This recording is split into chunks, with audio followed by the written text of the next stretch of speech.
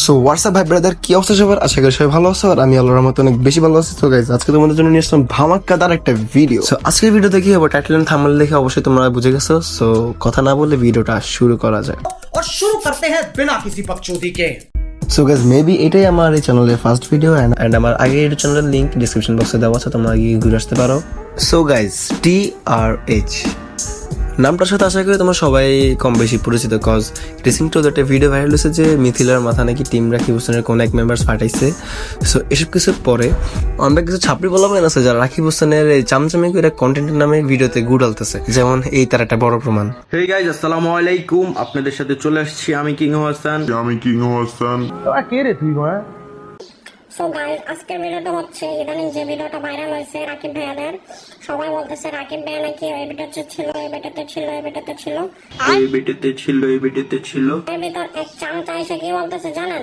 সম্পূর্ণ দোষ রাকিব হোসেনের। রাকিব হোসেন এমন করছে, এমন করছে। ওই চামচাকে আমরা আজকে ধোলাই করবো। সবাই আমাদের পাশে থাকবেন। চামচা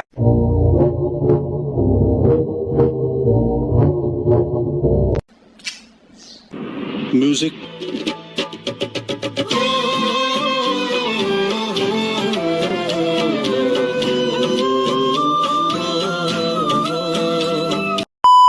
এখন যদি কিছু পাবলিককে জিজ্ঞেস করা হয় তারা এসব ভিডিও দেখে কি জন্য, তাহলে তারা বলবে আরে এগুলোতে বিনোদনের জন্য দেখি। ওকে ফাইন, বিনোদনের জন্য দেখতেছেন, দেখেন, বিনোদন পাইছেন, মজা পাইছেন, ভালো লাগছে, লাইক দিছেন, ইটস এনাফ। বাট ফলো দেওয়ার কি দরকার ভাই? আমি বুঝি না আপনাদের, সরি তোদের মতো কিছু গ্রামের চাচাতো ভাই ফ্যান ফলোয়ার্সের জন্য এসব বস্তুগুলো নিচে ভিডিও বানাতে উৎসাহ পায়। মানে আপনি টানা 3 বছর ভাত না খেয়ে গাঞ্জা খেলে আপনি এত উল্টাপাল্টা কথা বলবেন না? ওরা একটা টিকটক ভিডিও বানানোর জন্য যত উল্টাপাল্টা কথা বলে। টিকটক বিষয়টা কেউ ভালোভাবে নিতে পারে না।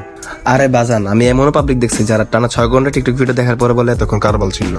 আর একটা ভিডিও বানাতে প্রয়োজন সুন্দর এডিট, লজিক আর অনেক কিছু যা তোদের ভিডিও থেকে আশা করাও পাপ। আর আমি বুঝি না তোদের এসব আবলামি কি তোদের পরিবারের কারো চোখে পড়ে না, নাকি তারা দেখে অন্ধের মতো না দেখার ভান করতেছে, কোনটা? আসসালামু আলাইকুম গাইজ, সকলেই কেমন আছেন? আশা করি ভালো আছেন। আমি ভালো নাই।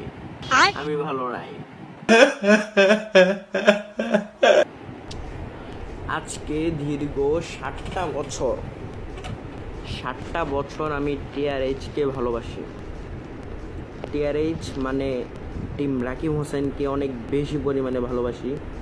তাদের প্রত্যেকটা ভিডিও আমি দেখি, প্রত্যেকটা ভিডিওতে আমি লাইক, কমেন্ট, শেয়ার নিয়ে আমি করি। তো তাদেরকে আমি এতটুকু ভালোবাসি। আজকে 7টা বছর, 1-2-3 দিন না, 7 দিন না, 7 বছর তাদের ভিডিও দেখি।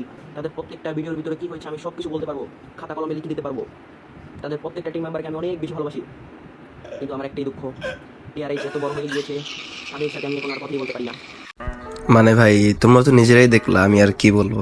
গাইস, আমি বলার সাথে সাথে সবাই চিনে ফেলছেন চামচাটাকে। চামচাটা হচ্ছে, নামটা বলে দেবো?